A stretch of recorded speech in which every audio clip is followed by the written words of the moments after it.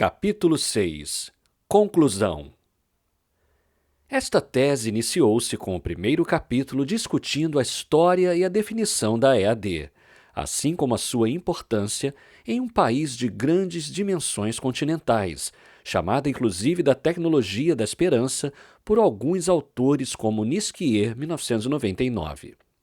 Caminhamos passando pelo preconceito e resistência que este tipo de modalidade tem sofrido ao longo de sua história, sendo associada a cursos baratos de baixo valor acadêmico.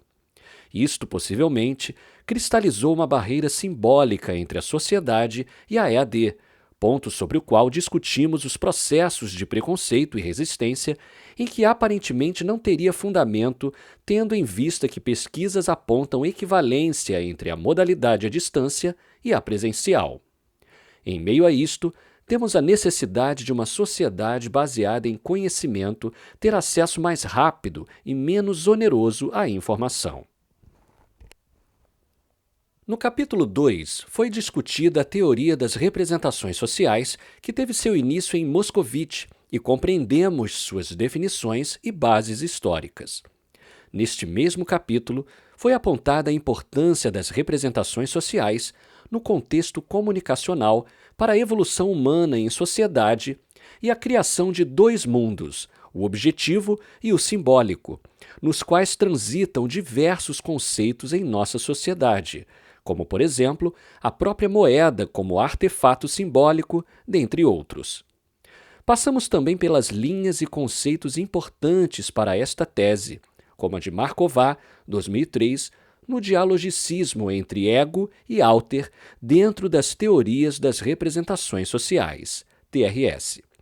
Após, foi discutida a abordagem estrutural das TRS com o uso de técnicas utilizando evocações, que tem um de seus principais autores, Abric, 1997. Em seguida, apresentamos a Ecologia dos Sentidos de Campos, 2017, e as interações e funções comunicacionais com as contribuições de Gries, 1993, neste processo, e também a afetividade nas discussões do outro, Alter. No capítulo 3, discutimos o método que daria subsídio à constituição da ágora, na qual tomamos como base dividindo o alter e o ego nas respostas recebidas. No capítulo 4, foi vista a análise de resultados e interpretação dos dados divididas em 5 eixos de pesquisa. Estes eixos tiveram o propósito de observar os dados sobre diversos aspectos, para que tivéssemos o entendimento não apenas por um prisma. A saber, o eixo 1 destinava-se ao entendimento de ágoras negativas, o eixo 2 às ágoras referentes à revisão da literatura, e o 3 ao plano de afinidades, no qual buscou-se consolidar ágoras com mais de uma representação social. No eixo 4, buscou-se estabelecer a relação entre ágoras e as representações provindas do alter e do ego.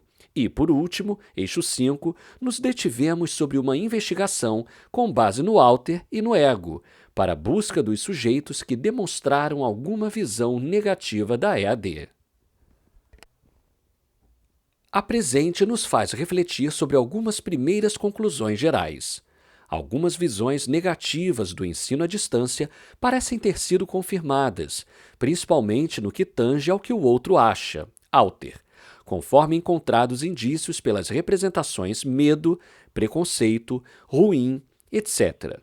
Tais pontos de vista já tinham sido levantados por autores como Santos, 2006, que resume a educação à distância com a frase "não vi e não gostei". Estes pré-julgamentos ainda parecem ser presentes nos pesquisados, pois diversas pessoas que possuem representações negativas sobre a EAD nunca tiveram contato com a modalidade. O problema do preconceito na modalidade à distância, visto nesta tese, não seria apenas quanto a ela em si.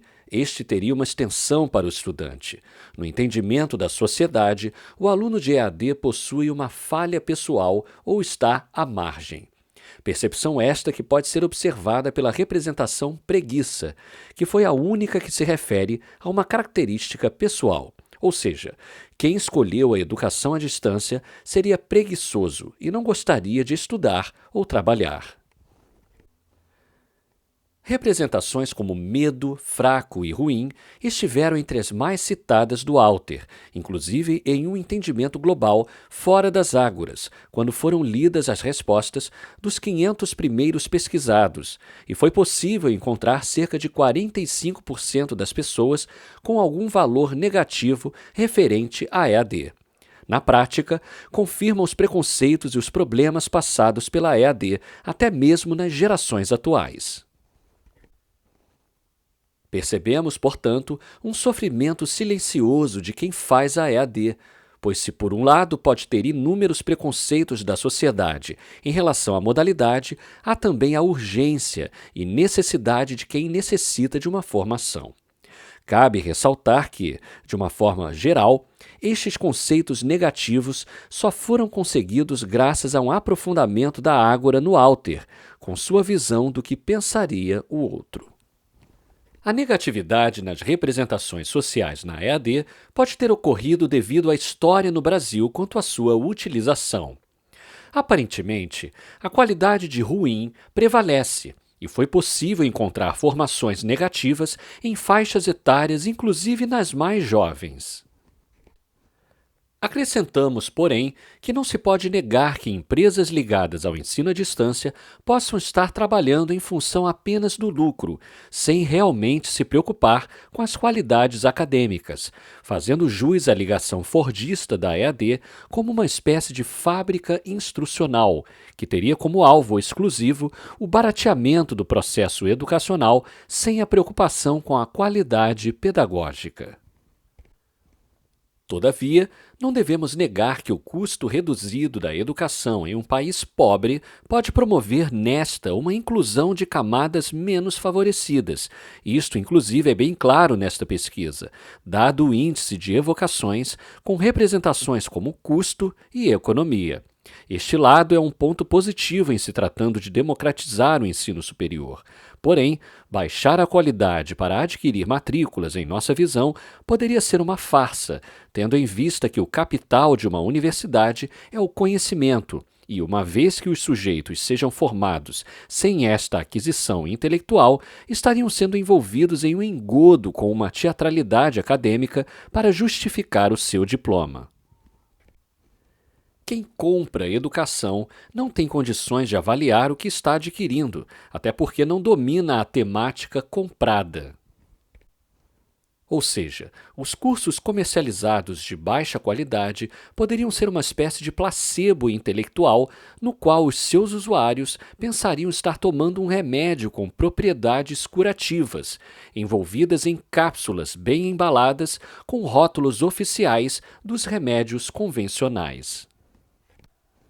Sobre este aspecto, cabe destacar a importância regulatória por parte de especialistas na área para que evitemos estes tipos de problemas danosos ao país como um todo.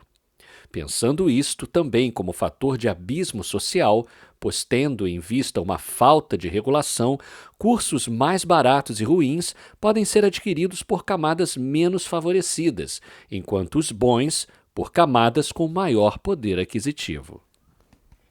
Como conclusão, foi possível observar que para muitos a EAD seria uma tábua de salvação na qual se pode agarrar para obter uma formação, sendo pessoas que, por motivos particulares, não puderam cursar uma universidade presencial ou estão em uma fase de vida em que haveria complicações para cursar pelos moldes tradicionais. Conforme prenunciado algumas vezes nesta tese, cremos que a EAD pode ser entendida como um modelo de segunda chance. Por um olhar estrangeiro, pode parecer uma forma pejorativa de tratar esta modalidade. Todavia, acreditamos que para um grupo grande, ela significa uma oportunidade em sua vida, e por vezes não como segunda chance, mas sim como a primeira, quiçá primeira e única. O termo deveria ser reorientado a algo como segunda chance com muito orgulho, que se afinam com evocações do tipo oportunidade, surgida na pesquisa, com maior número de evocações no ego, o que nos leva a reforçar esta ideia. O reforço da EAD como um ensino de oportunidade também pode ser compreendido através do próprio caráter instrumental, dado que esta seria entendida como flexível, facilitando o sujeito conjugar trabalho, estudo e vida particular. Outro ponto que podemos deduzir desta tese, com uma melhor compreensão através do auxílio das ágoras, é dos tipos de preocupações e necessidades que poderiam possuir diferentes tipos de pessoas e grupos, como, por exemplo, a representação comodidade ficou associada a um grupo de idade mais avançada, ou seja, quanto maior a faixa etária, mais se busca a comodidade. Na Ágora Complicado, tivemos associação com uma maioria jovem, de cerca de 18 anos. O que motivou este resultado? Será que a juventude, apesar de bastante conectada à tecnologia, consideraria a EAD complicada por falta de interesse e iniciativa de se engajar em modalidade de estudo afastada do tradicional modelo presencial? Assim como esta, outras indagações podem surgir na busca de se entender esta configuração.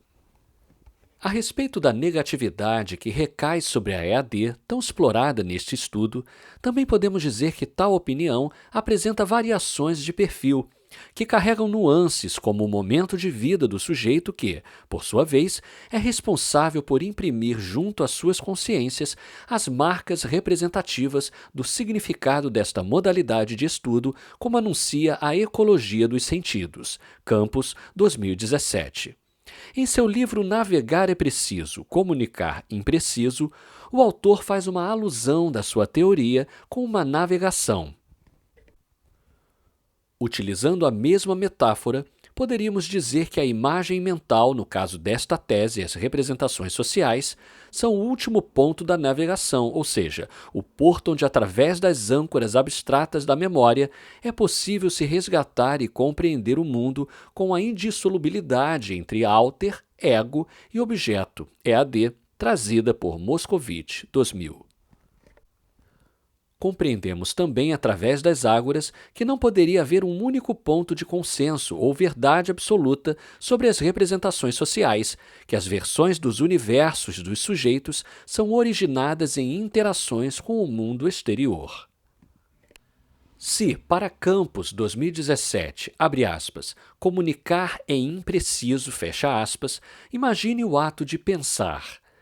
Quantas variações podem ser estabelecidas? Não é de se estranhar, portanto, os inúmeros resultados que foram apresentados neste estudo com diversas possibilidades de interpretação em um mesmo grupo de representações e de uma tendência cada vez maior de circulação de ideias com o aumento das trocas provocadas pela internet. Nas conjunturas modernas, as interações cada vez mais complexas em redes sociais vêm sendo um dos grandes desafios da psicologia social.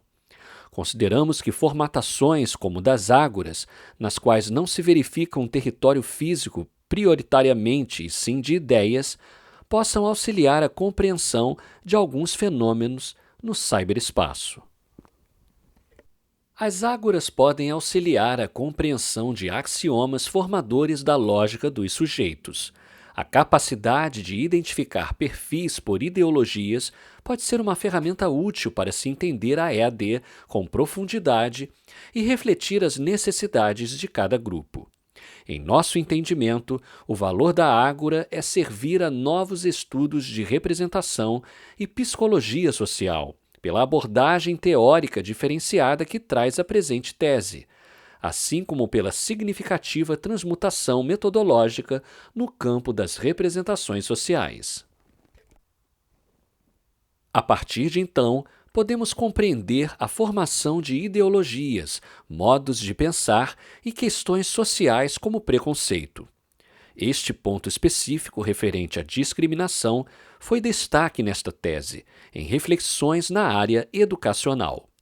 Contudo, em acréscimo, entendemos que a noção das ágoras desenvolvida nesta pesquisa tem o potencial de ser aplicada também em discussões de outras áreas como da comunicação, marketing, recursos humanos, política e economia, que caminhem na direção de uma tentativa de entendimento mais amplo do sujeito psicológico em sociedade.